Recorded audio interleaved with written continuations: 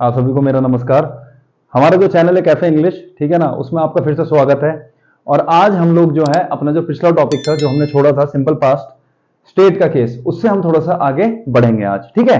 तो आज वैसे हम बात जो है सिंपल पास्ट की ही करने वाले हैं, ठीक है। सिंपल पास्ट की हम बात करने वाले हैं, पर आज हम एक्शन ओरिएंटेड केसेस के बारे में बात करेंगे, ठीक है। एक्शन ओरिएंटेड केसेस के बारे में हम लोग आज बात करेंगे, तो आप ये सारी चीजें बिल्कुल एकदम ध्यान से देखना। तो सिंपल प्रेजेंट के स्टेट के केस में, सिंपल पास्ट के स्टेट के केस में हमने क्या देखा था, वॉज और वर का इस्तेमाल किसी स्टेट को डिफाइन करने के लिए, जिसमें आप वॉज और वर के साथ किसी नाउन को यूज कर सकते हो, राम वॉज अ टीचर। किसी एडजेक्टिव का इस्तेमाल कर सकते हो, राम वॉज इल। और वर्ब की थर्ड फॉर्म का भी यूज कर सकते हो, क्या बताने के लिए, वर्ब की थर्ड फॉर्म का भी यूज कर सकते हो एज एन एडजेक्टिव, जिसे हम पास्ट पार्टिसिपल बोलते हैं। क्लियर है? चलिए अब बात करते हैं सिंपल पास्ट के एक्शन की केस की। ऑब्वियसली बात है, जैसे कि आपने सभी लेक्चर्स में देखा है, सबसे पहले we talk about the structure, ठीक है ना, कि स्ट्रक्चर क्या होना चाहिए। इसमें जो स्ट्रक्चर होता है वो होता है सब्जेक्ट प्लस वर्ब की सेकंड फॉर्म प्लस ऑब्जेक्ट। इसका मतलब क्या हुआ कि जो सिंपल पास्ट के जो स्टेटमेंट्स होते हैं उनमें जो वर्ब की सेकंड फॉर्म, वर्ब की जो फॉर्म यूज करते हैं हम लोग, दैट इज सेकंड फॉर्म, ये past form of verb. Clear है? पहली चीज तो ये हो गई। अगर आपका सेंटेंस नेगेटिव है तो नेगेटिव के लिए हम लोग क्या करते हैं, डायरेक्टली नॉट या नेवर का इस्तेमाल नहीं करते वर्ब की सेकंड फॉर्म के साथ। क्लियर है? कर सकते हो, मतलब जैसे मैं बोलूं कि Ram never went to school, ये ठीक है, ये अलग वाक्य है। पर अगर नॉट लगाना है, अगर वाक्य में सेंटेंस को नेगेटिव करना है तो नेवर लगा लो। क्लियर है? ये जैसे हार्डली बेयरली लगा लो, वो भी ठीक है। बट अगर किसी हेल्पिंग वर्ब के माध्यम से, अगर सिंपल पास्ट में आपको या हेल्पिंग वर्ब के थ्रू अगर सिंपल पास्ट में आपको अपना वाक्य नेगेटिव करना है, तो हम किसका इस्तेमाल करते हैं वहां पे? डिड का। कौन सी हेल्पिंग वर्ब यूज करते हैं? डिड। फिर आ जाएगा नॉट, और जो पॉइंट है which is very much important to note, that is कि डिड नॉट, डिड के साथ वर्ब की कौन सी फॉर्म का यूज करना है? रूट फॉर्म का, जैसे कि डू और डस के साथ करा था। क्लियर है? और आगे बढ़ जाएगा आपका ऑब्जेक्ट। तो इस जो ये सेकंड वाला जो स्टेटमेंट है, इससे हमारा क्या कंक्लूजन निकल के आया? कंक्लूजन ये है कि जिस तरीके से सिंपल प्रेजेंट के जो एक्शन ओरिएंटेड स्टेटमेंट्स होते हैं, वहां पे जो हेल्पिंग वर्ब होती है वो होती है डू नॉट, डू या डस, ठीक है, डू नॉट डस नॉट नहीं बोलूंगा, डू या डस। उसी तरीके से जब हम सिंपल पास्ट में एक्शन ओरिएंटेड केसेस के बारे में बात करते हैं, तो वहां पे हमारी वर्ब कौन सी होती है? डिड। और डिड हो चाहे डू हो चाहे डस हो, इनके साथ हम लोग वर्ब की रूट फॉर्म का इस्तेमाल करते हैं। इसके बाद जो आगे के जो स्ट्रक्चर्स हैं, जो स्टेटमेंट्स हैं, वो खुद आप बना सकते हैं। अगर इंटरोगेटिव बनाना है तो मैंने क्या बताया था, हेल्पिंग वर्ब को सब्जेक्ट से पहले लिख लेते हैं। क्लियर है? वो आप कर सकते हो यहाँ पे। अगर नेगेटिव बनाना है तो डिड पहले आ जाएगा, फिर सब्जेक्ट, फिर नॉट, फिर वर्ब की रूट फॉर्म प्लस ऑब्जेक्ट, और उसके बाद वही WH वर्ड्स प्लस ये वाला स्ट्रक्चर, सी वाला जो यहां मैंने बताया था, और डी वाला, ये मैंने पहले ही बता रखा है, इसमें टाइम वेस्ट नहीं करेंगे। क्लियर है? चलो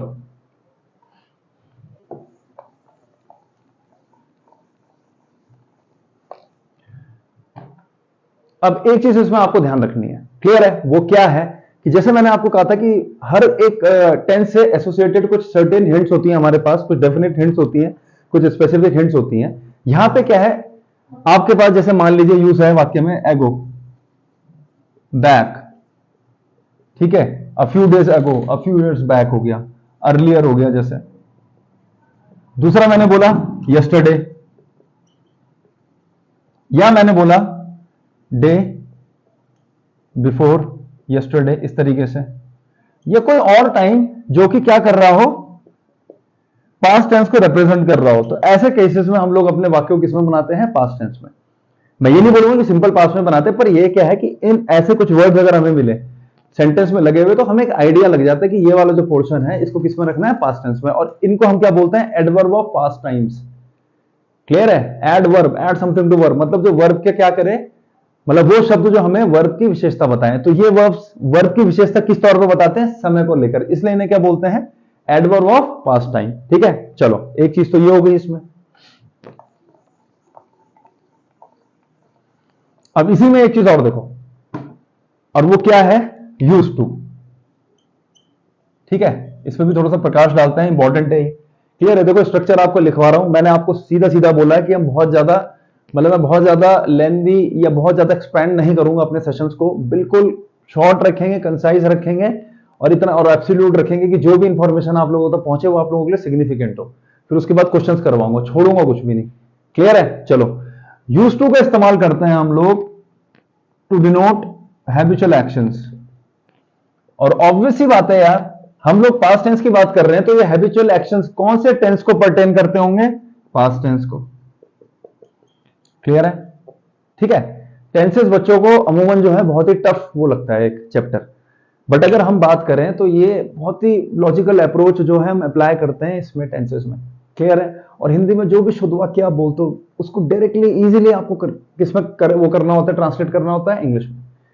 क्लियर है? बहुत कन्वीनियंट होता है ये, बस आपको प्रॉपर स्ट्रक्चर पता होना चाहिए और आपको पता होना चाहिए कि हिंदी में जो ये वाक्य कहा गया है ये कौन से टेंस को परटेन करता है। क्लियर है? देखो, ठीक है, तो यूज टू, जैसे मैं अगर बोलूं आई प्लेड क्रिकेट, ठीक है, आई प्लेड क्रिकेट, और मैंने यहां बोला I used to play cricket, तो ऐसा नहीं है कि इनमें से कोई एक वाक्य बहुत सही है या एक वाक्य कोई गलत है, ये दोनों वाक्य अपनी अपनी जगह ठीक है।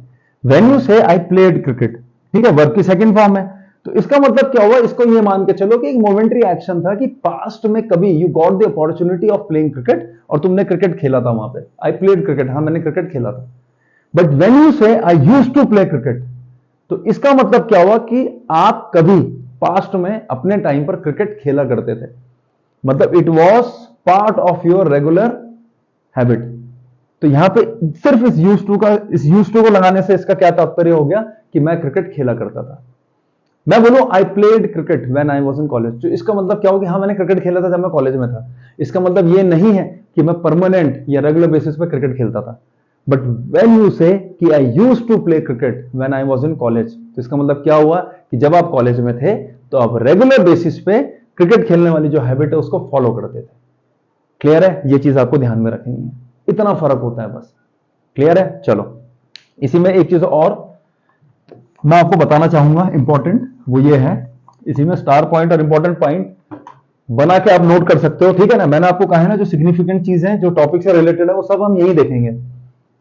आप अगर इजम आर के साथ यूज टू लगा रहे हैं तो फिर आएगा आपका वर्ब की कौन सी फॉर्म? ING form. ये चीज आपको ध्यान में रखनी है। क्लियर है? इजम आर के साथ अगर यूज टू लगा रहे तो वर्ब की आईएनजी फॉर्म लगाएंगे, और ये कौन सी हैबिट बताएगा? प्रेजेंट की। ये प्रेजेंट की हैबिट को डिफाइन करेगा। जैसे मैं बोलूं he is used to smoking, तो इसका मतलब क्या है? वो स्मोकिंग करता रहता है, he is used to smoking. Foreign countries में जैसे राइट साइड में ड्राइव करते हैं, इंडिया में हम लेफ्ट साइड में ड्राइव करते हैं, तो he is used to driving on the right side when he is in foreign countries. Clear है? ठीक है ना। तो मैं मतलब जैसे मैं बोलूं he is used to smoking, ये चीज आपको ध्यान में रखनी है। अब क्या लॉजिक है टू के साथ वर्ब की आईएनजी फॉर्म का? एक मैंने आपको बोला एक सेपरेट सेशन में आप लोगों के लिए ऑर्गेनाइज करूंगा जिसमें मैं बताऊंगा कि टू के साथ कौन कौन सी कंडीशंस होती हैं जहां पे हम लोग वर्ब की आईएनजी फॉर्म यूज करते हैं। नहीं तो हमने यही सीखा है कि टू के साथ वर्ब की फर्स्ट फॉर्म यूज करते हैं, वो तब है जब हम इन्फिनेटिव के तौर पर से यूज कर रहे हैं। वहां पे टू के साथ वर्ब की फर्स्ट फॉर्म मतलब पर्पस बताने का काम करती है वो। क्लियर है? तो टू के साथ आईएनजी कहां का कौन कौन से केसेस में लगता है, इसको मैं फर्दर आपको डिस्कस करूंगा, और स्पेशल सेशन में मैं आपको ये टेक्निक जो मतलब टेक्निकल चीजें वहां पे ये मैं एक्सप्लेन करूंगा। फिलहाल बस इतना ध्यान रखो कि इजम आर के साथ अगर यूज टू लगा रहे तो वर्ब की आईएनजी फॉर्म लगाओगे, और वो क्या बताएगा? प्रेजेंट की हैबिट आपकी। सिर्फ अकेला यूज टू अगर लग रहा है तो वो पास्ट की हैबिट को डिनोट करेगा।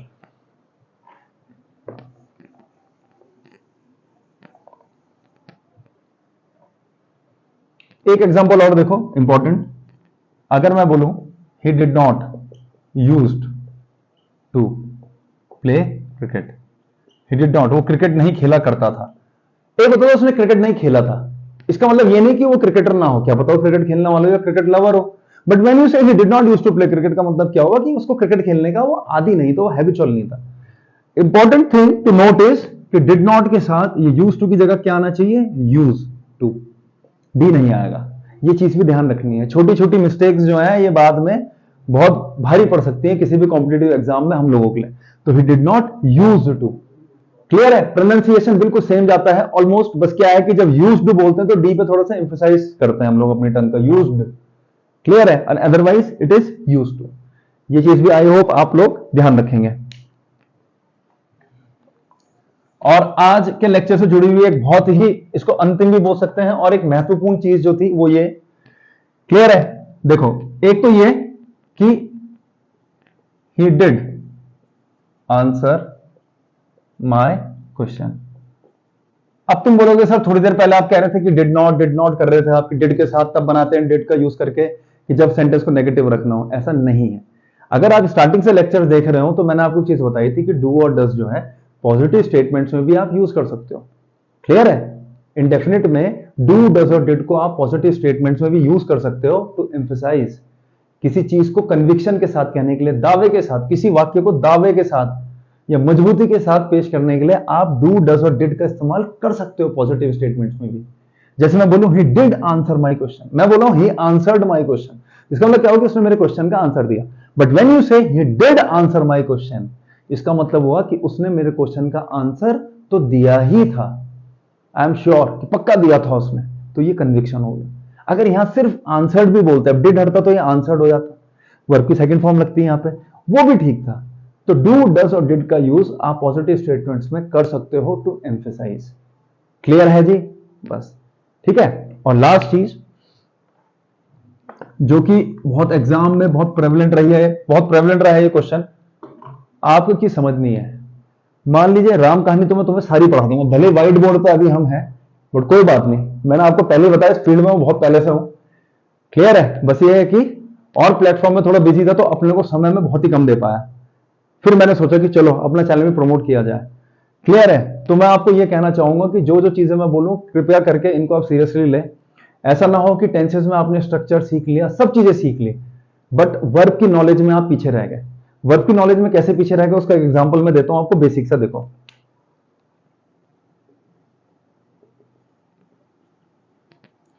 ठीक है, ये 3 वर्ब है मेरे पास और ये तीनों वर्ब की कौन सी फॉर्म है? बेस फॉर्म, रूट फॉर्म है ये वर्ब की तीनों। एक लाए, फिर ले। क्लियर है? और 2015-16 से ये एक बहुत ही सीजीएल की बात कर लें, सीडीएसए की बात कर लें, एनडीए की बात कर लें, बहुत ही पेट क्वेश्चन रहा है, लाए और ले। ठीक है, अब इनकी सेकंड और थर्ड फॉर्म पे थोड़ा सा प्रकाश डालते हैं, फिर एक क्वेश्चन डिस्कस करेंगे और उसी के साथ हमारा सेशन जो है आज का वो समाप्त करेंगे। लाए, मान लीजिए ये लाए जो है ये झूठ बोलने वाला लाए है कि don't lie to your elders, don't lie to anybody, don't lie to me. आप किसी को वार्निंग दे रहे हो या वार्न कर रहे हो, मेरे से मत बोलो झूठ, you should not lie to anybody, आपको झूठ नहीं बोलना चाहिए। तो लाई जो है इसकी सेकंड फॉर्म और थर्ड फॉर्म क्या होती है? मैं 5 सेकंड का पॉज ले रहा हूं कि ताकि जो भी हमारे व्यूअर्स हो वो खुद से सोच सके कि हाँ यार लाई का सेकंड और थर्ड फॉर्म क्या होता है, या कोई नया हमसे जो चैनल से जुड़ेगा, इसलिए मैं एकदम नहीं बता रहा हूं। ठीक है, सोचो। चलो अब मैं वापस आता हूं। लाई, झूठ बोलने वाला जो लाई होता है उसका second form is lied and again third form is again same, lied, lied and lied. He lied to me yesterday, उसने कल मुझसे झूठ बोला था, इसका मतलब he has lied to me so many times before, ये उसने जो झूठ बोला मुझसे वो आज की बात नहीं है, वो पता नहीं कितने टाइम से मुझसे झूठ बोलता हुआ आ रहा है। क्लियर है? He has lied to me so many times before. ठीक है, ये वाला जो लाई है ये है लेटने वाला। डॉक्टर के पास गए, डॉक्टर ने तुम्हें बोला कि अच्छा जो भी बीमारी है, स्टोमक एक या जो भी है, हाँ लाई ऑन दिस बेड, कि जाओ लाए दे, जाओ उस बेड पर जाके लेट जाओ। इसके लिए भी मैं 5 सेकंड का पॉज लूंगा ताकि तुम लोग सोच पाओ कि जो लेटने वाला जो वर्ब है लाए, ठीक है ना, उसका सेकंड फॉर्म और थर्ड फॉर्म क्या होता है। चलो ठीक है, लाए, लाए जो वर्ब है लेटने वाला, इसका सेकंड फॉर्म होता है ले, और थर्ड फॉर्म क्या होता है? लेन, जो कि पहले इतना कॉमन नहीं था। ये लेन वर्ब, ये लेटने वाला जो लाए होता है ना, इसका सेकंड फॉर्म इज ले और थर्ड फॉर्म इज लेन, और आईएनजी फॉर्म क्या हो जाएगा? Lying, LYING। क्लियर है? लाइंग। और ये ले कैसा हो गया? ये वाला ले हो गया जैसे हम बोलते हैं ना द हेन लेज एग्स, हेन लेज एग्स जो हम बोलते हैं उसका ये ले। तो इसका सेकंड और थर्ड फॉर्म जो होता है वो क्या होता है? क्लियर है? तो इसमें ये वाला वर्ड ऐसे आपने सुना भी होगा कि the PM has lead the foundation of this building, कि इस बिल्डिंग की जो स्थापना की जो नींव रखी गई है वो किसके द्वारा रखी गई है? सीएम या पीएम के द्वारा। ये हो गया the hen lays, my hen laid 2 eggs yesterday. Clear है? तो ये चीज आपको समझनी है। और देखो इसमें इंपॉर्टेंट क्या था? ये लेन, विच इज नॉट दैट, मतलब विच इज अनकॉमन, जो इतना कॉमन है ही नहीं है वर्ब। क्लियर है? अब तो खैर अवेयरनेस हो गई है, पर उस जमाने में ये था। तो आपको समझना है कि कौन सा प्रॉपर वर्ब यहां लगाना है। ठीक है, अब इसको मैं एक क्वेश्चन से खत्म करूंगा इस लेक्चर को। ठीक है, बहुत सिंपल सा है, कंपटीशन का है। देखो